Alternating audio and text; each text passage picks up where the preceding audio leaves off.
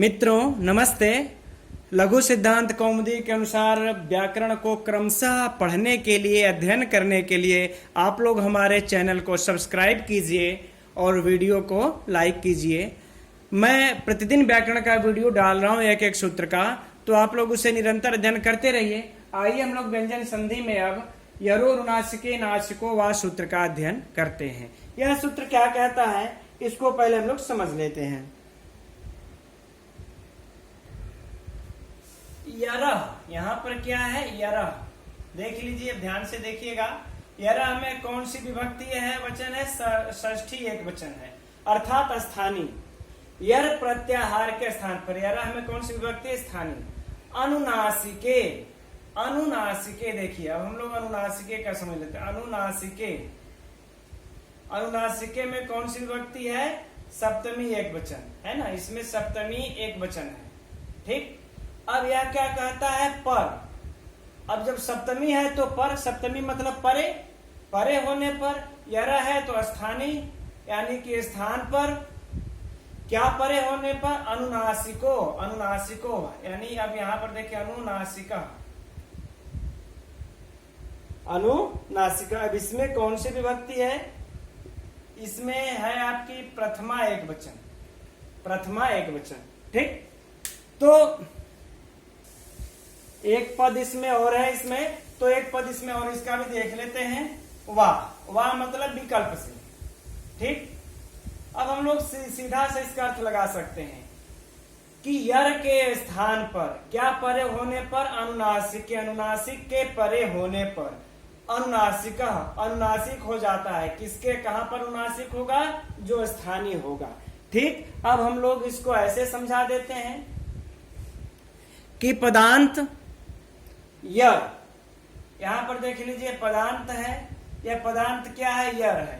इस पदांत यर के परे अनुनासिक, क्या होने पर, अनुनासिक, अनुनासिक होने पर इस पदांत यर को, इस पदांत यर को क्या हो जाता है, विकल्प से, विकल्प से क्या होता है, अनुनासिक हो जाता है, विकल्प से अनुनासिक। ठीक, यह कंडीशन है यरो अनुनासिके नासिको वा का। सूत्र से फिर से एक बार रिपीट कर देना चाहेंगे हम। यह पदांत यर, यरह में षष्ठी है, हमने कहा था कि सूत्र का अर्थ निकालना और विभक्ति निकाल लीजिए। यरह, यरह षष्ठी है, यानी षष्ठी के स्थानीय पर हमेशा यर के स्थान पर ही आदेश होगा। क्या आदेश होगा, अनुनासिका, अनुनासिक आदेश हो जाएगा। लेकिन कब आदेश होगा, अनुनासिके है ना, अनुनासिके, अनुनासिके अर्थात सप्तमी से है तो परे, सप्तमी का अर्थ होता है परे, बाद में, यानी कि इसके परे होने पर। ठीक, तो अनुनासिक के परे होने पर पदांत यर को, अब वह लग गया है तो विकल्प से अनुनासिक हो जाएगा। आइए अब इसका उदाहरण देख लेते हैं। एतद मुरारी, एतद धन मुरारी। ठीक, यह हमारा उदाहरण है। इसको देखते हैं तो देखिए यहाँ पर एतद मुरारी में अगर देखा जाए तो षष्ठी तत्पुरुष समास है, और ऐसे मुरारी, एतद मुरारी कर्मधारय समास हो जाता है विकल्प से, तो उसको छोड़ देते हैं हम लोग। लेकिन जब यहाँ पर समास होता है तो समास में विभक्तियों का लुक हो चुकने पर प्रत्यय लोपे प्रत्यय लक्षणम की सहायता से सुप्तिंगंतम पदम सूत्र के द्वारा इस एतद की पद संज्ञा हो जाती है। ठीक, जब समास होगा तो विभक्तियों का लोप होता ही है, लोप हो जाने के बाद सुप्तिंगंतम पदम के द्वारा इस एतद की पद संज्ञा हो जाती है। अब इस एतद की पद संज्ञा हो गई। अब इसके बाद यहाँ पर हमको म मिलता है। इस म की किस सूत्र से अनुनासिक संज्ञा होगी, यह अनुनासिक मिलता है, लेकिन किस सूत्र से, तो मुख नासिका वचनो अनुनासिका सूत्र के अनुसार हमको जो मकार प्राप्त होता है, यह मकार क्या है, अनुनासिक है। ठीक, मिल गया, और यह पद भी मिल गया। लेकिन हमें अब यह देखना है कि पदांत यर हो, पदांत यर होना चाहिए था। तो यह दकार है जो यह यर के अंतर्गत आता है कि नहीं। तो यदि हम यर प्रत्याहार के अंतर्गत सारे वर्णों को देखें तो जो वर्ण होते हैं ह को छोड़ करके पूरे व्यंजन आ जाते हैं। जैसे ह या व रट से शुरू होता है, ह या व रट, तो हम ह को यहाँ पर छोड़ करके य से ले लेंगे और कहां तक जाएंगे, कपय शश सर तक, र है ना, र कपय शश सर।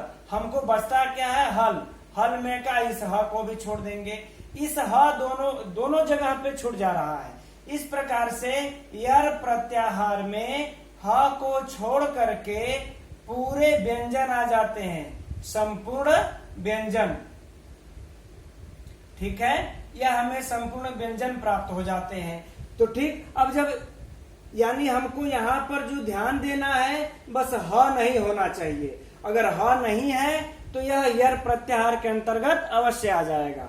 और दूसरी बातें ध्यान देनी है कि पद होना चाहिए। तो पद है और यह यर प्रत्याहार का वर्ण हमें द प्राप्त हो गया। तो जब हमें द प्राप्त हो गया तो यहाँ पर अनुनासिक भी मिल गया। तो यरो अनुनासिके अनुनासिको वासे क्या हो जाएगा, यहाँ पर अनुनासिक होगा, द को अनुनासिक होगा। लेकिन यहाँ पर द को अनुनासिक किस सूत्र से हो जाएगा हम देखेंगे। चूंकि अनुनासिक तो पूरे 5 ही है ना, अनुनासिक हमें सिर्फ 5 ही मिलते हैं।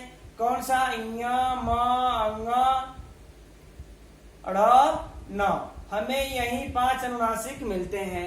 तब इन 5 अनुनासिक में से यहाँ पर द के स्थान पर हम किसको रखेंगे, तो हम यहाँ पर स्थानांतरतम सूत्र का प्रयोग करके उसके उच्चारण स्थान को देखेंगे।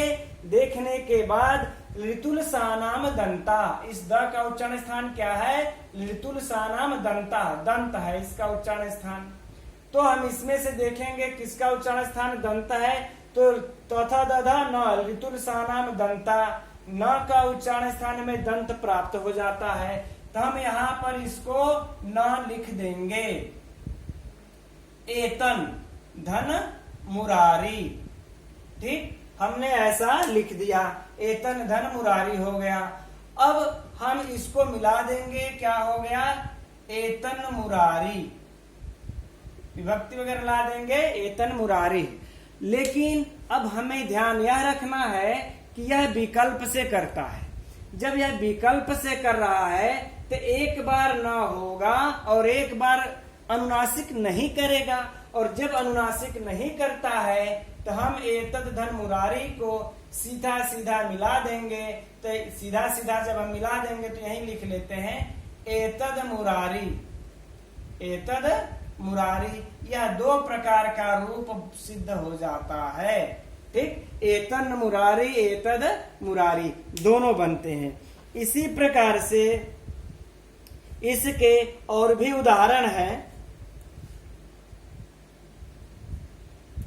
दिग्धन नाग, दिंग नाग, यहाँ पर ग देखिए है, यर प्रत्याहार का दिग पद है, इसके बाद न आया अनुनासिक, तो इसी का 5वां अक्षर यर प्रत्याहार के जगह पर हो करके दिंग, क ख ग घ अंग, दिंग नाग बन गया।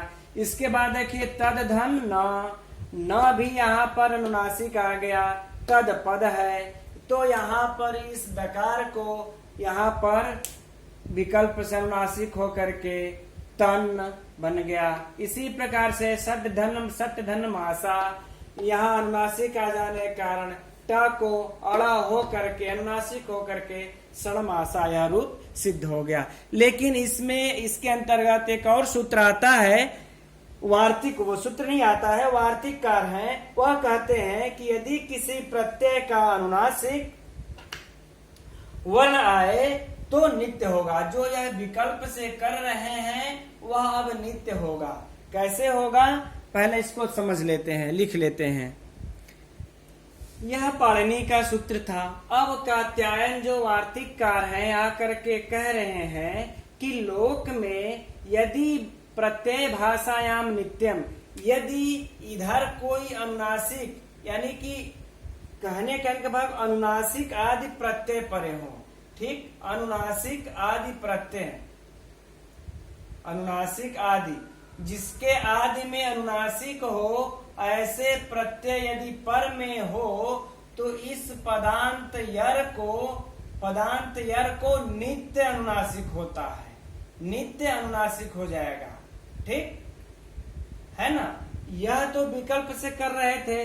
जैसे हम लोगों ने देखा था इसका उदाहरण, एक बार एतन मुरारी बन रहा था, एक बार एतन मुरारी और एक बार एतद मुरारी। ठीक, लेकिन अब यहाँ क्या कह रहे हैं, यहाँ पर कि यदि अनुनासिक आदि प्रत्यय परे होगा तो पदांत यर को नित्य अनुनासिक हो जाएगा। आइए देख लेते हैं इसका एक उदाहरण। तो इसका उदाहरण है तद धन मात्रम। तद धन मात्रम अर्थात तद ये बनता है तन मात्रम। तन मात्रम में उदाहरण बनता है। इसका जब हम लोग विच्छेद करेंगे तो तद धन मात्र है ना, तद धन मात्र, तद धन मात्र बन गया। यहाँ पर देखिए, यहाँ पर मात्रच प्रत्यय लगा है ना। यहाँ पर यह मात्रच प्रत्यय है। इसमें यह मात्रा जो है यह मात्रच प्रत्यय है। तो इसको मात्रच प्रत्यय होने के कारण हमें इसको यहाँ पर यरो नासिके नासिको वा से यर प्राप्त है, इसके बाद अनुनासिक है। तो हम क्या हो जाएंगे यहाँ पर तन धन मात्र, तन धन मात्र। अब तन धन मात्र तो हो गया, लेकिन अब यहाँ पर जब हम लोग मिलाएंगे तो तन्मात्र बन जाएगा। विभक्ति आदि लगा देंगे तन्मात्रम, तो एक बार तन्मात्रम ही बनेगा, नित्य होगा। यह जो यर को नकार जो हुआ है अनुनासिक, यह नित्य होगा। विकल्प होकर के इसकी तरह एतन मुरारी और एतद मुरारी नहीं बनेगा। प्रत्यय भाषा नित्यम सिर्फ यही कहता है। तब परीक्षा में जैसे इससे संबंधित जब प्रश्न कैसे आएगा, तो मान लेते हैं कि परीक्षा में पूछ दिया उदाहरण दे करके कि यह शुद्ध है कि यह शुद्ध है कि दोनों शुद्ध है, तो यह दोनों शुद्ध है। लेकिन इसी को अगर पूछ दिया इसमें से कौन शुद्ध है, तन मात्रम तद मात्रम दे देगा, तो ये वाला सूत्र आप लोग इसमें मत लगा दीजिएगा, क्योंकि इसमें मुरारी में अनुनासिक प्रत्यय है नहीं, ये सिर्फ अनुनासिक है। लेकिन यहाँ पर जो म है अनुनासिक प्रत्यय है। इसी तरह से इसका एक और उदाहरण देख लेते हैं, जो है वो उदाहरण दिया चिद धनमयम। चिन्मयम जो बनता है यह भी बहुत प्रसिद्ध उदाहरण है। चिन्मयम का क्या बनता है, उदाहरण जो विच्छेद होगा चित धन मय, चित धन मय। तो अब यहाँ पर जो मय है इसमें इस मय में हमें मयट प्रत्यय लगा है। कौन सा प्रत्यय लगा है, मयट प्रत्यय। अगर हम लोग इसकी सिद्धि में जाएंगे तो ज्यादा लंबा हो जाएगा, इसलिए इसको छोड़ देते हैं। तो मयट प्रत्यय लग करके मय शब्द बना है, बस इतना ही ज्ञात रखिए। अब यह प्रत्यय है लगा है इसमें और इसके आदि में अनुनासिक है, इधर यर है, तब इसको विकल्प से न हो करके अब इसको क्या करेगा, यह नित्य कर देता है। चिन्ह धन मय क्या हो जाएगा, चिन्मय। विभक्ति आदि लगाने पर चिन्मयम। यदि यह आपका अनुनासिक आदि प्रत्यय नहीं रहता तो चिदमयम और चिन्मयम दो रूप बनते। लेकिन ऐसा न हो करके जब अनुनासिक प्रत्यय है तो एक ही रूप बनता है, चिन्मयम। ठीक, इसी तरह से इसका एक और उदाहरण है वाक धन मयम। ठीक, इसका देख लेते हैं। तो इसमें भी वही प्रत्यय लगा हुआ है, तो ये जब क है क को अंगा हो जाएगा, क्या हो जाएगा, वांगमयम। ठीक, यहाँ पर भी इसका एक ही उदाहरण बनेगा, दो नहीं बनेगा, है ना। इस प्रकार से इसके और भी उदाहरण है, जैसे अमयम कियन मात्रम एतन मनोहरा। इस प्रकार से इसके कई और उदाहरण हैं। अब लेकिन हम लोग अब इसको यहीं पर रख देते हैं। अब आगे बढ़ते हैं आगे वाले सूत्र में। अगला जो सूत्र है वह है तोरली। तोरली सूत्र, इसमें हम लोग पहले विभक्ति इसका अर्थ जानने के लिए लगा लेते हैं। तो हमें कौन सा शब्द, कौन सी विभक्ति है, षष्ठी एकवचन अर्थात स्थानीय। तो के स्थान पर त वर्ग के स्थान पर ली, इसमें कौन सा है, सप्तमी है ना, इसमें कौन सी विभक्ति है, सप्तमी एक वचन। और हम इसमें से पर सवर्ण अनुस्वार से ही पर सवर्ण सूत्र से परस्य सवर्ण सूत्र का अनुवृत्ति ले लेंगे। परस्य सवर्ण इस सूत्र का हम अनुवृत्ति ले लेंगे, इसमें प्रथमा एक वचन है, ठीक है। तो अब क्या होगा, स्थानीय स्थान पर, है ना, कौन, ली परे होने पर, परे होने पर क्या होता है, तो स्थानीय पे स्थान पर परस्य पर सवर्ण हो जाता है, पर सवर्ण हो जाता है, ठीक। यह इसका अर्थ हो गया। अब हम इसका अर्थ आप लोगों को ऐसे समझा देते हैं, ठीक। देखिए, तो अर्थात त वर्ग होने पर, त वर्ग इधर रहेगा, ली परे होने पर, अर्थात त वर्ग के बाद ल परे होने पर, ठीक, स्पष्ट हो गया। त वर्ग के बाद ल परे होने पर अब कह रहे हैं कि इसी लकार का सवर्ण आदेश, पर सवर्ण, तो पर में जो रहेगा उसी का सवर्ण आदेश होगा। तब हम देखिए यहां पर कह देते हैं, जैसे त, थ, द, ध, न, यह हमें 5 अक्षर मिल जाते हैं। इसके बाद क्या मिलता है, ल, तो इन 5 अक्षर पर हमें ल आदेश हो जाएंगे, ठीक।